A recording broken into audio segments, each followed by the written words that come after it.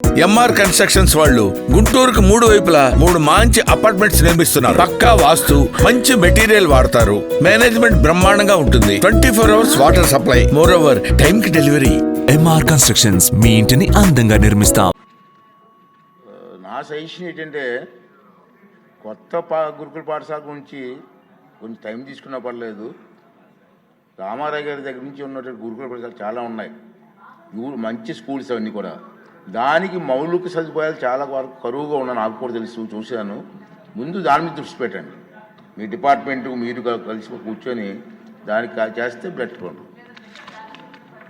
అధ్యక్ష, అంతేకాకుండా మీరు కూడా ఇచ్చారు పర్సెంటేజ్ కూడా అధ్యక్ష. మరి నారాయణ సారు చైతన్య స్కూల్స్ కన్నా మన పర్సెంటేజ్ కూడా 98.2% కూడా వస్తుంది అధ్యక్ష. ఖచ్చితంగా పరిశీలిస్తాం అధ్యక్ష. నెక్స్ట్ క్వశ్చన్ అండి, 639 సార్.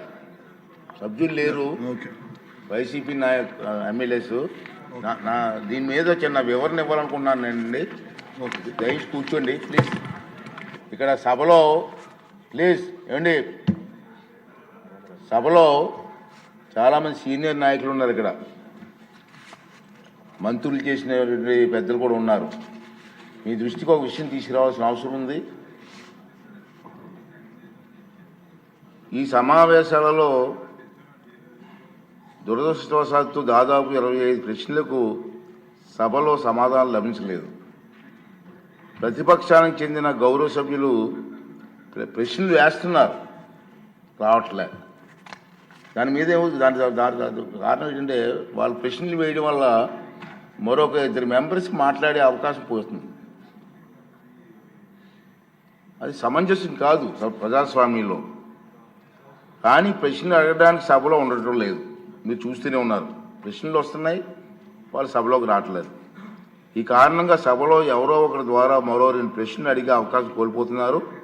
ఇది చాలా దురదృష్టకరం.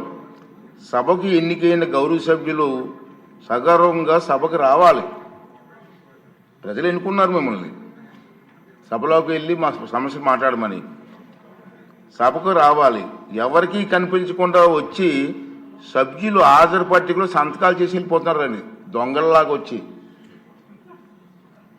మీరు గౌరవ సభ్యులే, ప్రజలు ఎన్నుకున్నారు, మీరు ఎమ్మెల్యేస్. దొంగలలాగా వచ్చి సంతకాలు పెట్టవలసిన అవసరం ఇచ్చింది కర్మ. ఒకసారి ఎమ్మెల్యేగా గౌరవప్రదమైన దీంట్లో ఉండి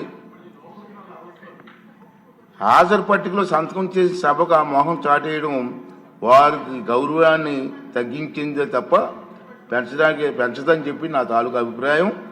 వీరిలో ముఖ్యంగా నా దృష్టికి వచ్చింది వై బాలనాగిరెడ్డి గారు, తాటిపర్తి చంద్రశేఖర్ గారు, రేగం లింగం గారు, మత్స్యలింగం గారు, విరూపాక్ష గారు, మత్స్యరాస విశ్వేశ్వరరాజు గారు, ఆగిపాటి అమర్నాథ్ రెడ్డి గారు, దాసరి సుధ గారు.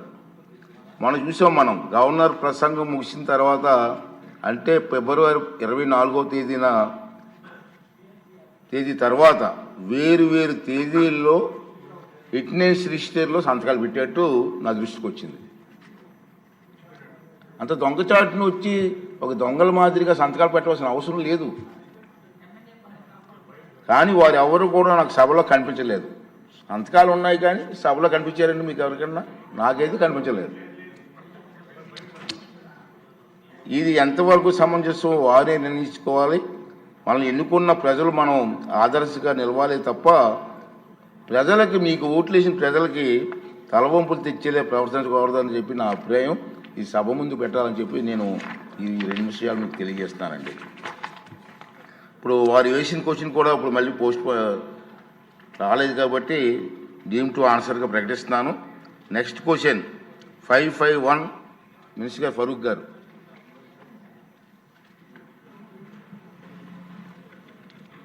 సార్, వక్ఫ్ ఆస్తుల